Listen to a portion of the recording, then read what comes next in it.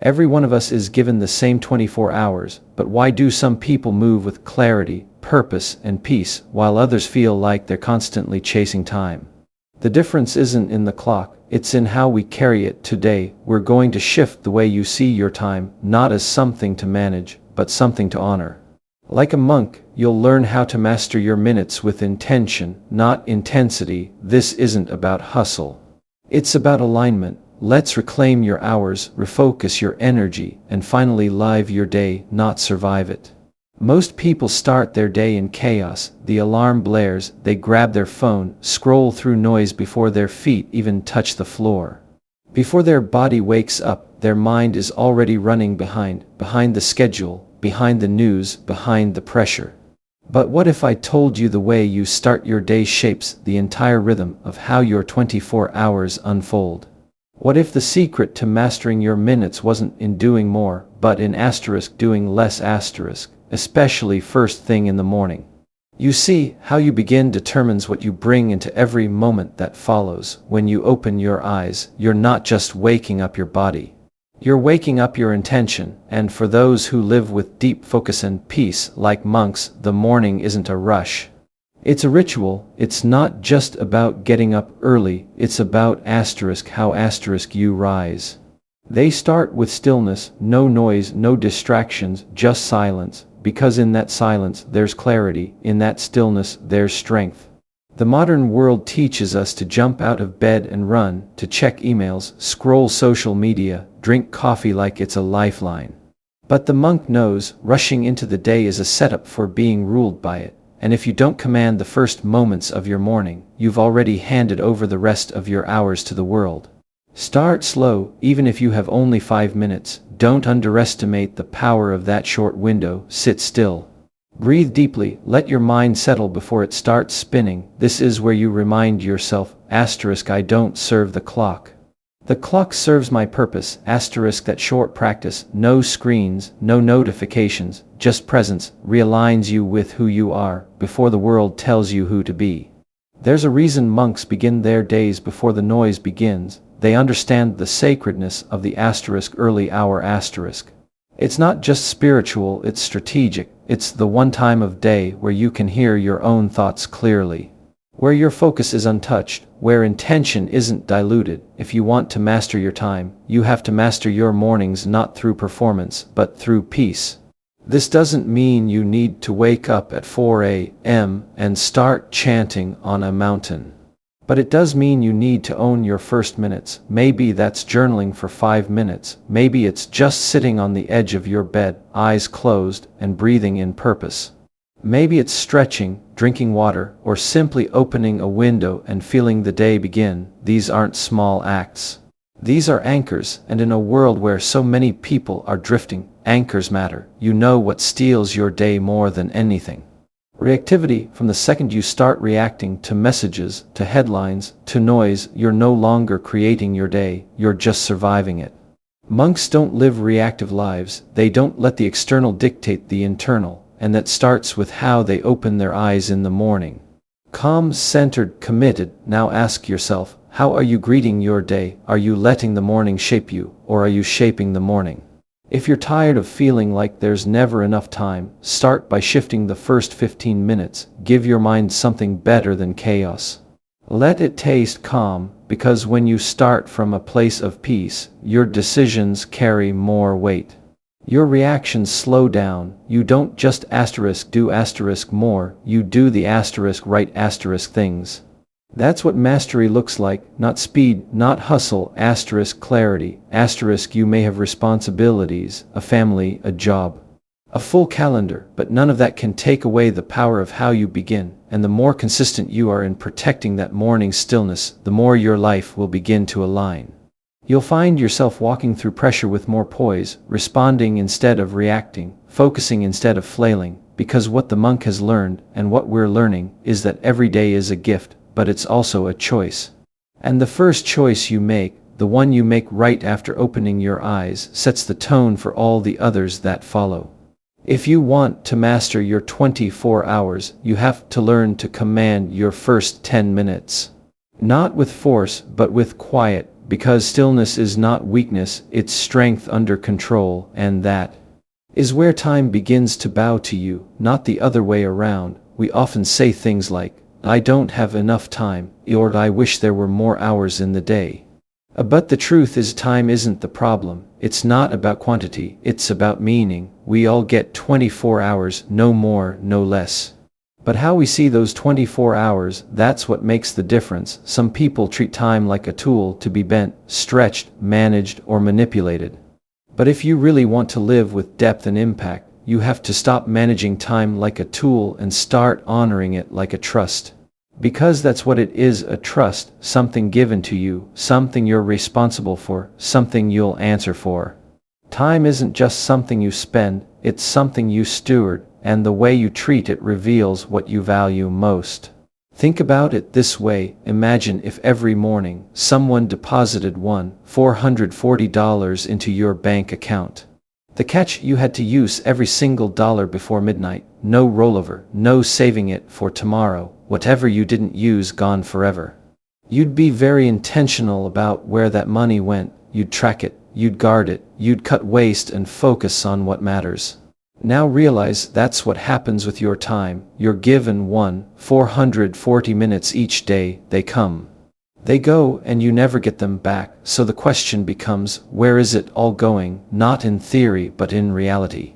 What are you exchanging your minutes for? Because that's what's really happening. Every time you say yes to something, you're saying no to something else.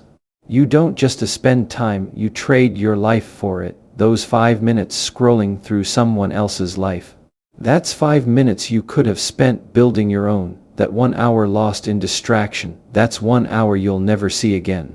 And when you begin to see time as a sacred trust, not just a ticking clock, you'll start moving differently, speaking differently, choosing differently. The monk lives with this awareness. Every moment is a gift, every second is intentional.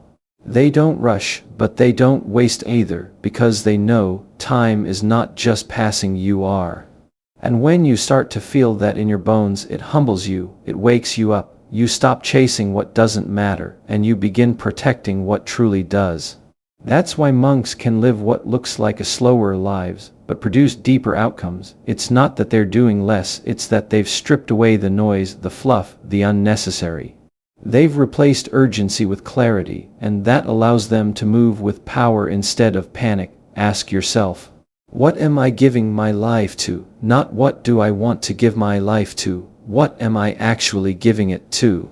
Look at your minutes and they'll tell you. Your minutes are the mirror. They reflect your priorities, your mindset, your direction. You can't hide from them. They don't lie. You can say health matters to you, but if you're not giving it any time, it doesn't.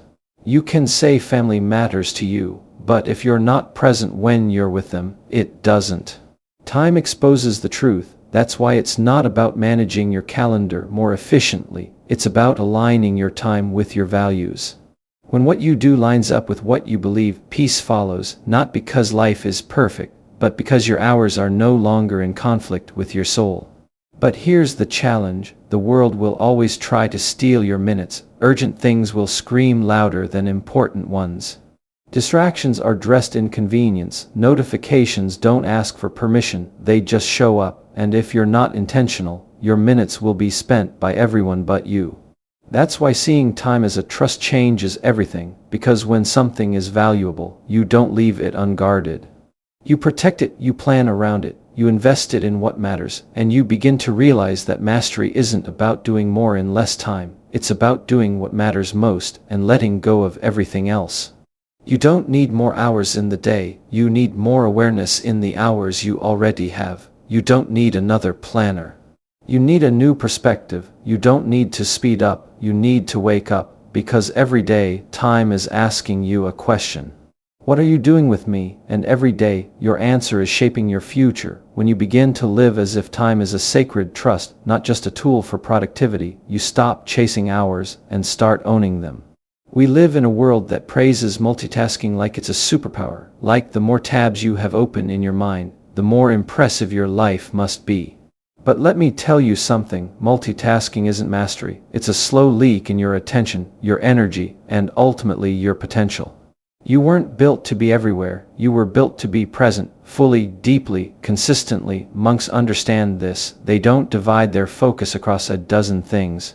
They give their full attention to one task at a time. When they walk, they walk. When they eat, they eat. When they work, they work. It might seem simple, but it's powerful, because there's strength in presence, there's clarity in doing one thing with your whole being. That's how you master a minute, by living it, not skimming it. Now, I know the temptation. We think we're saving time by doing multiple things at once. Answering emails while we're on a call, texting while talking to our kids, planning tomorrow while pretending to listen today. But what we're really doing is robbing the moment in front of us. We're watering down our life. We're spreading our focus so thin that nothing truly gets done well, and more than that, we're teaching our mind to live in fragments, always distracted, always scattered, never still. What happens when you live that way for long enough? You start feeling tired, not just physically, but mentally, emotionally, spiritually. You could sleep 8 hours and still wake up drained, not because you're doing too much, but because you're never fully anywhere. And you can't draw strength from a moment if you're only halfway in it. The monk's secret is simple.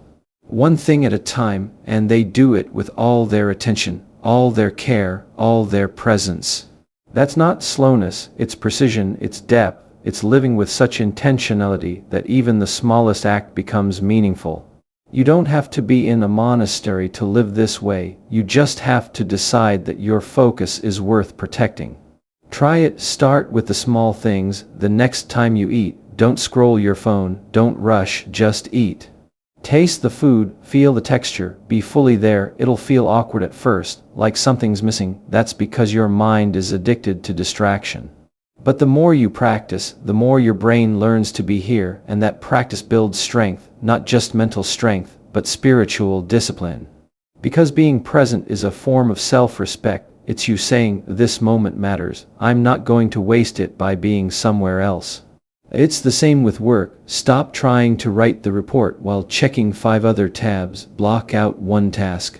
Give it everything. You'll finish faster, with better quality, and far less stress. The science backs this up. Your brain can only fully focus on one complex task at a time. Every switch you make costs you time and mental clarity, but you don't need science to know this. You've felt it. You know the difference between shallow attention and deep focus. One leaves you tired, the other leaves you fulfilled. And here's the thing, presence is rare. That's why it's powerful in a noisy, distracted world. The person who can stay centered stands out. The person who can focus deeply gets ahead. The person who can master the moment masters their day. You don't need more time. You need to own the time you already have. And you do that by doing one thing at a time. You've probably heard the phrase, wherever you are, be there. It's not just poetic, it's practical, because when you're fully in the moment, time actually stretches. You experience more, you remember more, you become more, your relationships grow stronger, your work becomes more meaningful. Your inner life becomes richer, all because you decided to stop skimming and start showing up. Monks' lives slow not because they're lazy, but because they've learned something most people never do. That depth beats speed, that focus beats frenzy, and that being fully present beats being partially everywhere. So the next time you feel overwhelmed, don't ask, how can I do more? Ask, what can I do right now, and give it everything. That's how you start to reclaim your power, not by rushing through your day, but by sinking into it. Moment by moment, task by task, breath by breath. Mastery isn't about how fast you move, it's about how deeply you engage. Because when you focus fully, live intentionally, and commit completely to the now, you don't just manage your 24 hours. You transform them. Most people, when they think about taking control of their time, immediately start adding more. More structure, more tools, more routines. They think if they just squeeze one more task into the hour, one more hack into the schedule, they'll finally feel in control. But real control doesn't come from adding, it comes from subtracting the noise, subtracting the unnecessary, subtracting the distractions that slowly chip away at your attention, your clarity, and your peace. We live in a world that is constantly demanding our focus. Every app, every ad, every headline is engineered to pull us in. And the scary part is, it's working. We're more connected than ever, but we're also more exhausted, more distracted, more scattered. We wake up already behind. We go to bed feeling like we didn't really live. That's not a time problem. That's a noise problem. You don't need to fill every second. You need to protect your seconds from what doesn't deserve them. Think about it. When was the last time you sat in silence, not scrolling, not watching, not responding, just still? Just present. Most people can't handle 5 minutes of that without reaching for something to stimulate them, because we've been trained to believe that quiet is boring, that stillness is wasted. But the truth is, silence isn't empty. It's full of insight, full of clarity, full of the things that only rise to the surface when everything else quiets down. Monks know this. They aren't just disciplined with their actions, they're disciplined with their attention. They protect it like it's sacred, because it is. They don't allow their environment to dictate their mind. They create space, mental space, emotional space, spiritual space. And in that space, they find power the world doesn't even know exists. You want to manage your time better. Don't start by packing your day with more productivity. Start by asking, what can I remove? What conversation drains you every day? What app steals your minutes without you noticing? What routine no longer serves your purpose? See, most people are building lives around things they never questioned. They say yes by default. They stay busy without ever asking busy doing what. But monks, they ask. Constantly, they evaluate their time not just by how full it is, but by how pure it is. How aligned it is. They subtract until what's left is meaningful, and this kind of subtraction is uncomfortable at first. You'll feel the itch to fill the space. You'll feel the pull of the world saying, do more, be more, chase more. But in that discomfort, there's a doorway into a life that isn't rushed, isn't reactive, isn't cluttered with things that don't matter. One of the greatest things you can do for your 24 hours is to clean them out. Like decluttering a closet, you don't need 17 versions of the same outfit. You need a few that fit who you are. In the same way, you don't need every hour packed with movement. You need hours that are lined up with your values, with your calling, with your peace, because the more noise you subtract, the more space you create for what actually matters. You can't write deeply when your mind is buzzing. You can't connect meaningfully when your attention is fractured. You can't hear your own inner voice when the volume of the world is constantly turned up. So give yourself permission to slow down, to unplug, to say no, even when it's uncomfortable. Not every invitation deserves your presence. Not every opportunity aligns with your mission. Just because something is loud doesn't mean it's important. What if instead of adding more to your calendar, you started guarding it like a gate? What if instead of being available to everyone, you became fiercely available to the right things, your growth, your rest, your focus, your people? That's not selfish, that's wise, that's intentional. That's the path of someone who understands that time is life, and life is too short to be spent on autopilot. You don't get more hours, but you can reclaim the hours you already have, and the first step isn't to organize them, it's to clear them. Remove the things that no longer feed your soul. Declutter your habits, your digital space, your schedule, not because you're running away from life, but because you're making room to live it fully. When you start subtracting noise, something amazing happens. Your energy returns, your clarity sharpens, your creativity rises, and all of a sudden, the 24 hours that once felt like a blur become a place of peace. A place where you don't just move, you move with purpose, and that's the shift. That's what changes everything. You stop reacting, you start choosing, you stop rushing, you start flowing, you stop drowning in the urgent and begin focusing on the eternal. You want to master your minutes like a monk, then start subtracting everything that keeps you from hearing the quiet voice of your own purpose. In the rush to become more productive, most people forget one simple truth: rest is not a reward, it's a requirement. You can't pour from an empty cup, and you can't lead a meaningful day if your soul is worn thin from constant noise and pressure. The world around us pushes speed, more output, less downtime, but the truth is, the most focused, grounded, and effective people don't just schedule tasks, they schedule stillness. They don't just manage what they're doing, they protect when they stop. Monks understand this better than most. They live by rhythm, not urgency. Their days are structured around focus, yes, but also around sacred pauses, breaks that aren't about escape, but about alignment. You'll find them not only working with intention, but resting with intention too, and that's a lesson we've all forgotten. Somewhere along the way, we made rest feel like weakness, as if you have to earn your right to breathe, to pause, to step back. But rest isn't a luxury for the lazy, it's the discipline of the wise. Think about your own day. You probably move from one task to the next with hardly any space in between. You go from a meeting straight into a message, from a responsibility into a reaction. It never stops.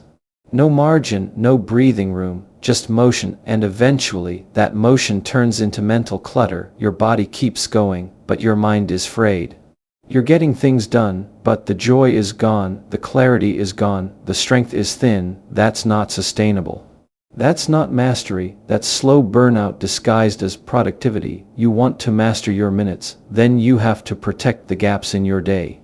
Those little spaces in between, the transitions, the pauses, the sacred silences where your mind can reset and your spirit can breathe again.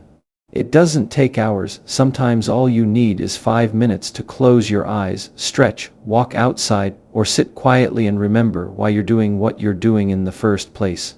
Those aren't wasted moments, those are recovery points, mental reboots, emotional anchors. Most people wait until they're exhausted to rest. But the monk doesn't wait, they build it in. It's not reactive, it's proactive. You need to do the same. You need to treat rest the way you treat your most important meetings. Put it on your calendar. Give it a name, protect it, because if you don't make space for restoration, life will eventually force you to. And that forced rest rarely comes on your terms. This isn't just about physical rest, it's about mental stillness. Emotional quiet, a place in the day where you're not consuming or reacting, just being, just present. Because if your mind never stops moving, you'll never feel settled. Even in a quiet room, your soul will be loud, and that loudness leads to stress, poor decisions, shallow thinking, and emotional fatigue. But when you rest well, when you carve out intentional silence, you give your brain the chance to reset, to process, to recover. It's in these small gaps where some of your biggest breakthroughs will come. Clarity often arrives in the quiet. Creativity rises when pressure lowers, inner peace builds when the volume of the world fades for just a moment. That's why monks can live with such calm strength. It's not just about what they're doing, it's about how they move between doing and being. They don't just act, they pause, they don't just go, they reflect, and it's in those rhythms that their power grows. You need rhythm too. Your body was built for it, so was your mind, so was your spirit. Everything in nature works in cycles, day and night, inhale and exhale, growth and dormancy, but we often ignore this natural design. We push, we grind, we stay up late and wake up early, trying to squeeze more out of a day that already gave us all it had. But the result, diminishing returns, less presence, less joy, less clarity, until we hit a wall. You don't need to hit the wall. You just need to slow down enough to notice where it is. You need to honor your limits, not with guilt, but with grace. Because boundaries aren't restrictions, they're protection, and rest isn't time away from purpose, it's how you sustain your purpose. So ask yourself, where are the gaps in my day, and am I filling them with more noise, or with silence that restores me? Am I giving myself permission to pause, or am I racing so fast that I never catch my breath? Start small, one intentional pause mid-morning, one slow, quiet lunch, one moment before bed where you reflect instead of scroll. These simple rhythms have more power than you think. They're not just good habits, they're how you reclaim your time and your soul. Because the truth is, rest isn't the opposite of productivity, it's the foundation of it. Most people end their day by collapsing into it. Exhausted, overwhelmed, barely aware of how they even got from morning to night. The day just sort of happened. They were there, but not really present, and so it becomes this cycle. Wake up behind, race through the hours, fall asleep drained, repeat. But monks live differently. They don't just begin their day with intention, they end it the same way. There's a rhythm to it. A pause, a moment of sacred reflection that brings the entire day into focus before it fades. See, we often think the day is done when the work is done. When the last task is checked off, the last message sent, the last light turned out, but monks understand that a day isn't truly complete until you've looked back on it with awareness. Not judgment, not regret, just still, honest awareness, because what you don't reflect on, you repeat. What you don't notice, you can't grow from. And what you don't appreciate, you'll eventually lose. So let me ask, how do you end your day? Do you crash into your bed with a cluttered mind? Do you scroll until you can't keep your eyes open? Do you carry the weight of every unfinished task into your sleep like a suitcase you never unpacked? You weren't made to end your days that way. You were made to close your day, not just end it. There's a difference. Ending the day is physical, closing it is spiritual, it's emotional, it's intentional, it's you taking a moment to say, let me look at this day and learn from it. That's where transformation begins, not in some distant goal, but in how you process the day you just lived. Reflection isn't complicated, it can be quiet, it can be simple. Just ask yourself a few honest questions. Where did I show up fully today? What moment made me feel alive? Where did I let distraction win? Who did I love well? Where did I miss the mark? This isn't about guilt, it's about growth. When a monk reflects, they are not shaming themselves, they are shaping themselves. They're looking at the day like a craftsman looks at their work, not with frustration but with care. Noticing what needs smoothing, what needs strengthening, what needs celebrating. You can do the same, because if you want to master your time, you have to notice your time. And the only way to notice is to pause, to make space at the end of the day, even just 10 minutes, where nothing else is competing for your attention. No screens, no noise, just you, your breath, your thoughts, and the quiet presence of a day that deserves to be seen before it disappears.